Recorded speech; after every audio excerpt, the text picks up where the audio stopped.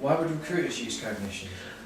I think this is a really easy question to answer. For recruiters, it's completely free to use. There's no contract, so as in no time in the contract, so we're not tying them in or anything like that. Again, I'm going to break this down to time, cost and quality. From a time perspective, it means all the clients that they use on Cognition are using the same process, so it means less training for your staff, first of all, and it's free to use. It's completely free for recruiters to use. From a cost perspective, and this is really important, there's zero cost of business development. What I mean by that is when you go on to Cognition, there is a bunch of live vacancies that are there waiting for you to work on. You can bid to work on those. Now, the first observation from a recruiter is it would be a lot less than they used to. They're absolutely right. And what we think is it's best that they use Cognition alongside their traditional methods of recruitment. But in recruitment, when they look for a candidate, they'll probably get somewhere in the region of 280 applicants per job. They'll spend a lot of time cutting that down to a long list of 10 and then probably down to a short list of 3. Now, there's a lot of sweat capital in getting 10 down to 3, knowing that only one's going to get the job. So that means that there's 9 candidates there that are doing nothing and they may wander off to other agencies and get placed.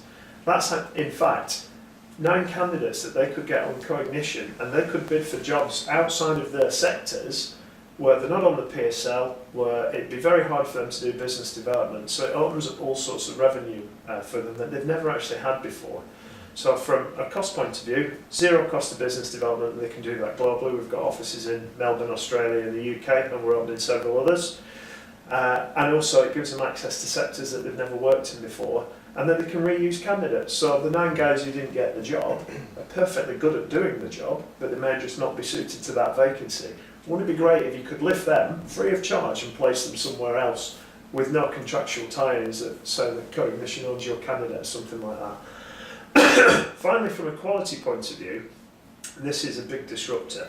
Recruiters get rated at the end of every transaction.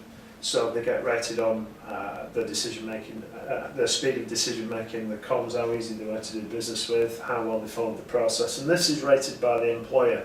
The employer also gets the chance to write a testimonial as well.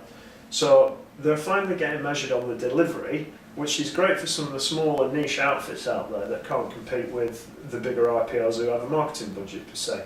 So they're actually getting measured on delivery, which is great.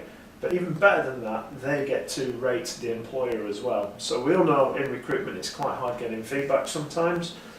And when you are doing business development, you want to pick the best employers who are easier to do business with, who are good at making decisions and they follow the process and you know what's what. There's nothing better than having a great client. And what Cognition allows recruiters to do is find great clients. And it allows these 2 great entities to work together and produce the best talent. So I think it's an absolute no-brainer for recruiters and agencies because it opens the world to them free of charge and they can grow globally. Great.